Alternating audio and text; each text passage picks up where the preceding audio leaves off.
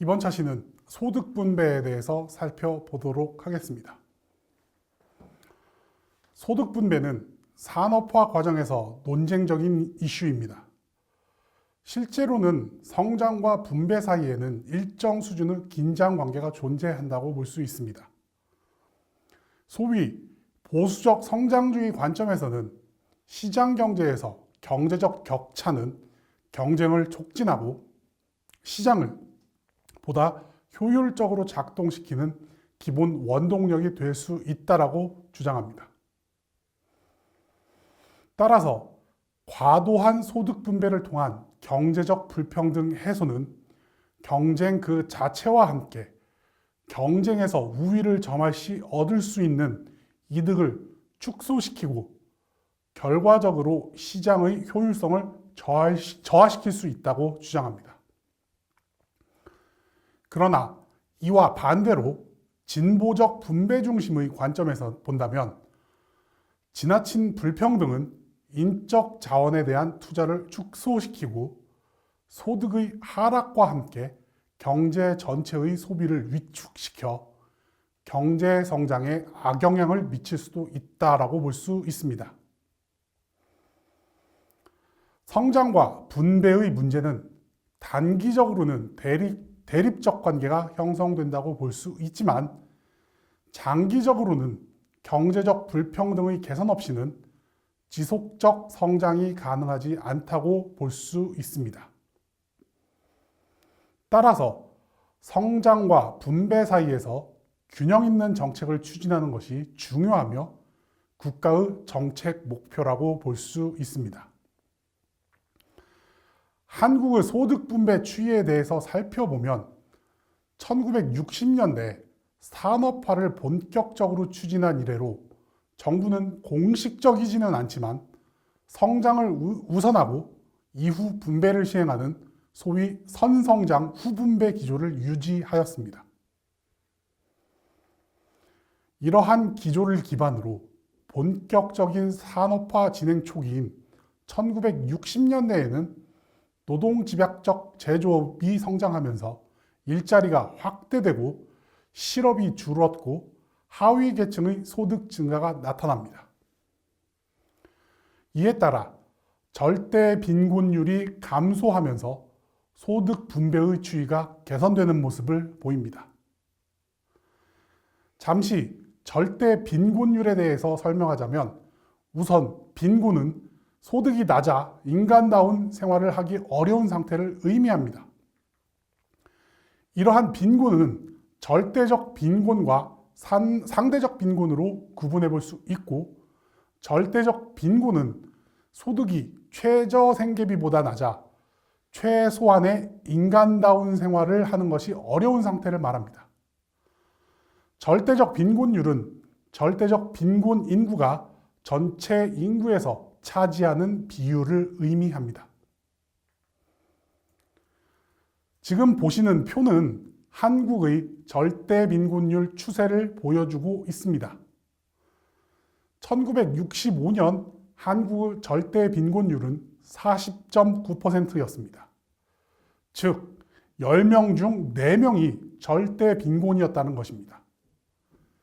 1970년에는 23.4%로 크게 개선되었고 1980년에는 절대 빈곤율이 한 자릿수로 내려왔습니다. 그리고 1995년 5.6%를 기록하고 그 이후 약간의 상승 추세를 보이고 있습니다. 산업화 진행 초기 경제력이 없는 극히 가난한 소득 하위 계층의 인구가 많은 상황에서 성장 정책을 통해 일자리가 늘고 소득이 생겼기 때문에 이 시기 절대 빈곤율 감소는 소득 분배 개선에 직접적이고 매우 강력한 영향을 미쳤다고 볼 수 있습니다.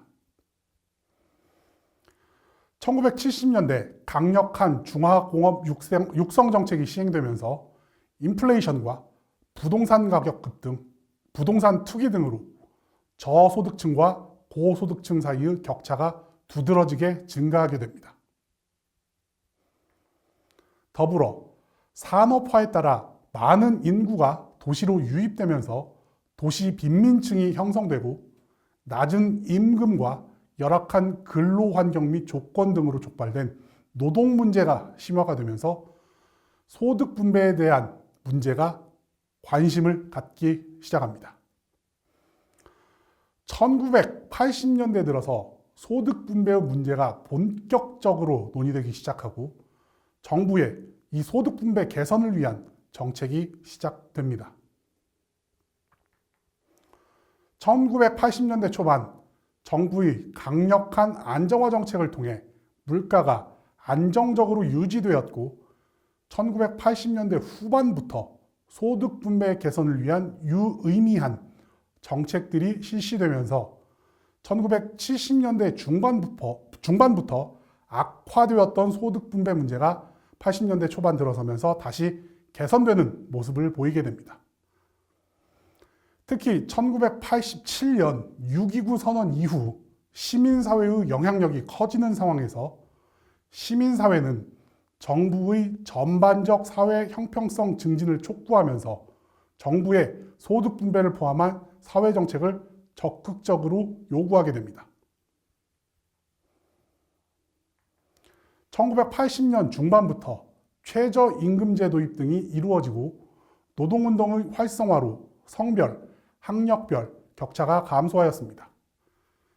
세금제도 개선 등을 통해 자산소득, 즉 부동산 소득이나 이자소득, 주식투자와 이에 따른 배당소득과 같은 이 자산소득에 대한 세금을 높이고 근로소득자 및 중산층에 대한 조세 부담을 경감하는 조치를 취하게 됩니다. 더불어 사회보장 및 복지 관련 지출의 증대로 소득 분배가 개선되기 시작합니다. 1990년대는 중반까지 소득 분배는 개선되거나 안정되는 추세를 보입니다. 1990년대 정부의 개혁적 정책 추진을 통해 사회적 형평성 증진과 사회 투명성을 높이기 위한 노력이 지속됩니다. 1993년 금융실명제 및 1995년 부동산 실명제를 실시하여 부의 공정한 분배를 위한 기반을 강화하였고 금융소득 종합 과세를 실시하여 고소득자에 대한 조세 부담 증대를 통해 조세 형평성을 높이게 됩니다. 더불어 사회 개발과 복지 증진이 강화되면서 소득 분배의 추세는 비교적 안정적이었다고 볼 수 있습니다. 그러나 1990년대 말 IMF 구제금융위기, 2000년대 말 세계 금융위기로 인해 한국의 소득 분배는 악화되는 모습을 보이게 됩니다. 지금 보시는 그래프는 1990년부터 2019년까지 4분기 기준 도시거주 2인 이상 가구의 진위계수 추이를 보여주고 있습니다.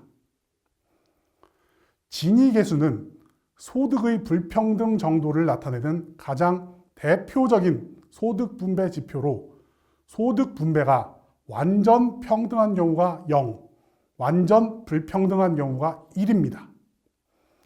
이 그래프를 보시면 1990년대 0.2 수준을 유지하다가 IMF 구제금융 시기인 1998년에 0.3을 넘어서면서 소득 분배가 크게 악화되는 모습을 보입니다.